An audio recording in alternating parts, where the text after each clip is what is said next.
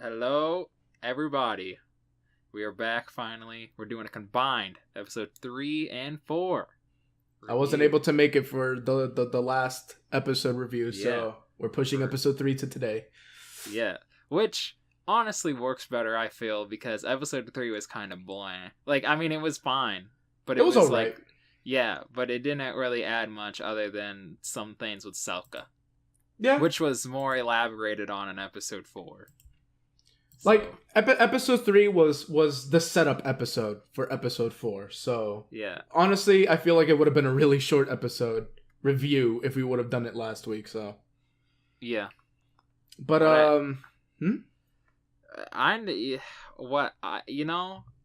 SAO first 2 episodes I was kind of like meh, and the last one I was like kind of half hating it or whatever, half liking it. This 3 and 4 has solidified me to liking this show. Yeah. To me, this show now is a 7 out of 10 for me. It's good. And episode 3 I felt was still they had the exposition stuff, but the stuff they were saying in the exposition was still interesting. And also it wasn't completely boring to look at. It's sometimes cut away to different things, so it's like, I'm okay with this. It's all right. No, it wasn't boring. But it was still okay, we're gonna talk for 50 hours, but oh man. But also they added more with the characters. They're not just doing cliche boring stupid antics with the girl character Selka that we've got introduced to this in episode 3, and she's actually shown to be a person. A person. She doesn't have any self-confidence. Also, they don't do so. The big thing I was worried about, I feel like this is going to be the last time we see Selka for a while, so I'm just going to say this now before it does probably happen. The big thing I was worried about is that, for the most part, when they introduce a female character in SAO, they do some weird shit. They usually do weird shit. What was that little lolly girl from season 1? Fucking the one with the dragon? Yeah, I know who you're talking about. Her introduction episode had her half naked, waiting for Kirito to get into her bedroom.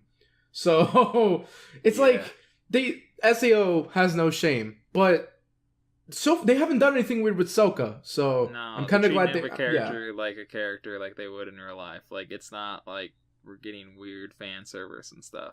Yeah, which is good, and I appreciate that because I didn't want that from a little 13-year-old Selka girl. No. With the other 13-year-old, it's fine. This one, though, let's not. Yeah, the other. No. Oh my gosh. But yeah, episode 3, it was fine. It was just set up for episode 4, but episode 4, bro. Oh my god. Okay. Dude, first off, episode 4 started, and I was like, we got some weird CG goblins.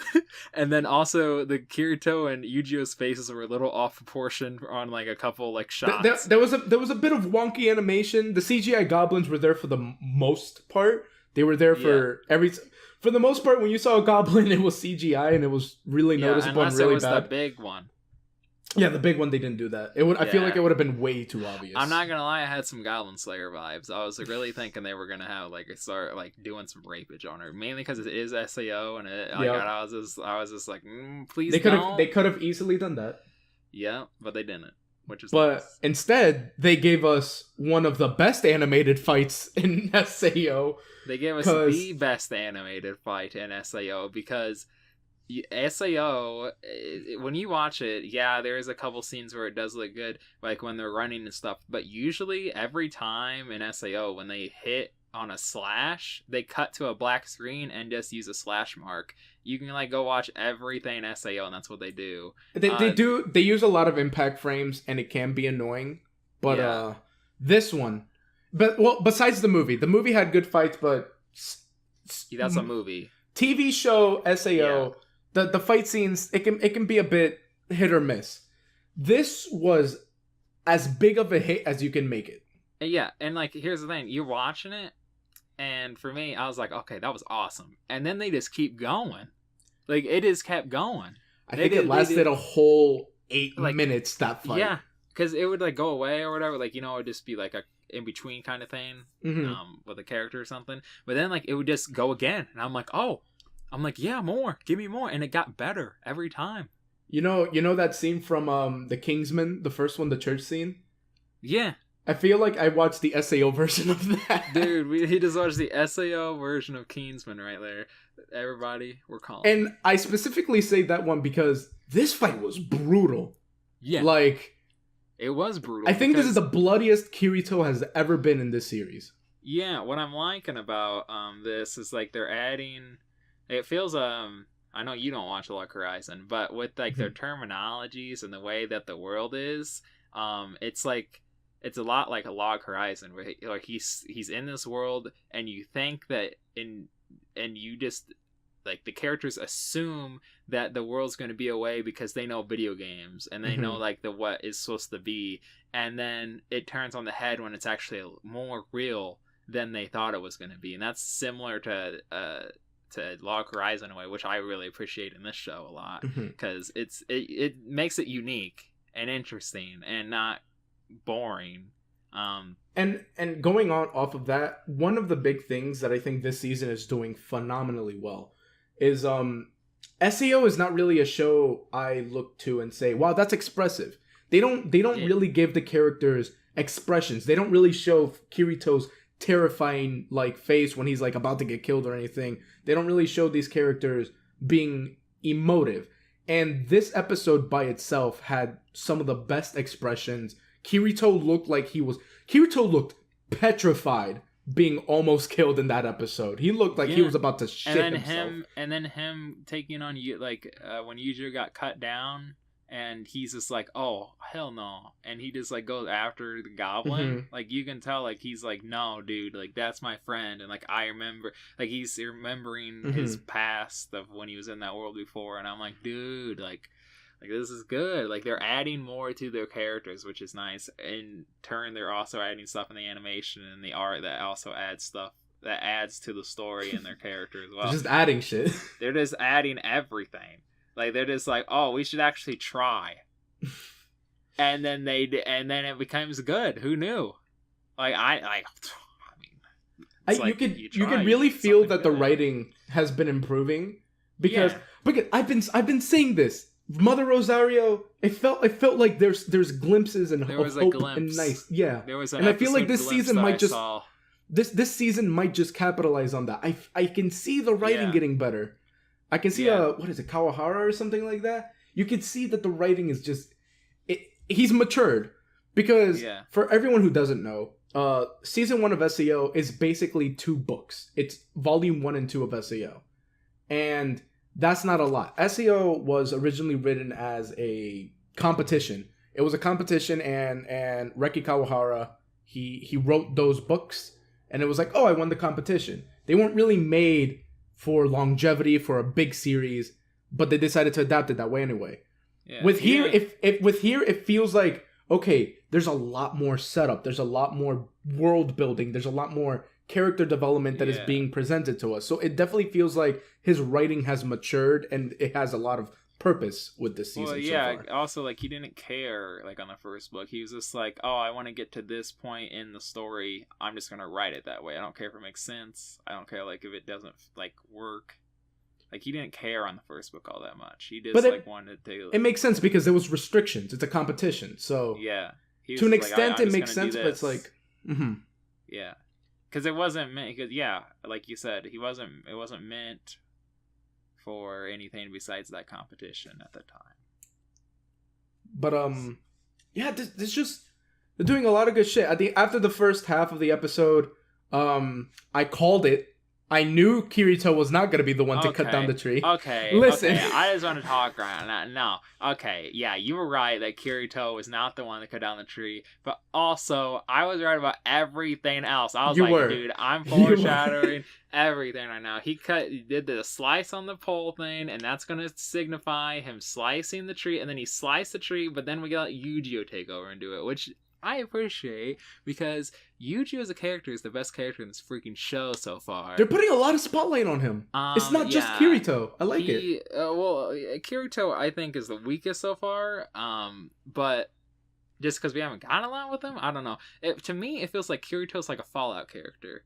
He is like the character that, you know, he's nobody, but he is in a world where you kind of are there to see the story and the interesting characters around him. So, you have to wait until more decisions are made before you can really get a grasp of his character. I'm just, like, seeing it and everything. Like I'm just like, okay, because yeah, we did get like motivation for Kirito this episode, like him with his friends, and like you actually like him fighting for his friends makes sense in this compared to like anything else in SAO. That we've seen in the past. And also Yu-Gi-Oh's a character, oh my gosh, like him being like, I want to get back what I lost. It can, I mean, it means like two things to me, because like he wants to get back Alice, but he also wants to get back the friendship that they have. Yeah, the memories, the friendship that they lost. And that kind of is just like he wants to get that all back.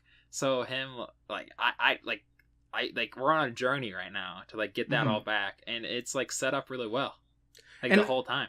You like, it is a bit, honestly, this is a bit generic in terms of storytelling and everything, but I feel like they're executing it well enough to it's enjoyable. It's a fun watch right now. They're not doing anything really stupid, and it's a decent watch for the time being. So you can't really complain. Also, it's really pretty to look at. It was really pretty. And I gotta say, like, about a good show is, like, everything's rooted in cliches. Everything is a cliche. It's just that they do something with a little bit of a twist, and that's what makes it awesome. It's all about execution at the end of the day. It's just the execution. This one, the execution is good. And that's all they needed. You don't need the freaking Gun Gale Online bull that no one cares about, because it sucks. Now we got this, and we got Kirito getting his arm sliced, and he's like passing out, freaking seeing blonde-haired girl ghost. Anytime we see Kirito being vulnerable, it's a good time for me, because that just means character development. That just means we don't get to see that generic ass fucking overpowered Kirito, which even like I think it was last episode when they introduced the sword, it was like, he has the sword and he can swing it. But it was still kind of hard for him to swing it. It was like, he needed to do some shit before he could swing that sword. I hope they do more with his character, like his inner character. You know, like I want him to progress in his own mind, like in a way, like not just like him failing and stuff. Like, yeah, that's fine and all. But I want something deeper with Kirito. I don't know if we're going to get that, which is fine for me because we're getting it with Yu-Gi-Oh! Yeah. We also got a little bit with Selka, but Selka is like a minor character, and she probably won't be around for like any time anymore.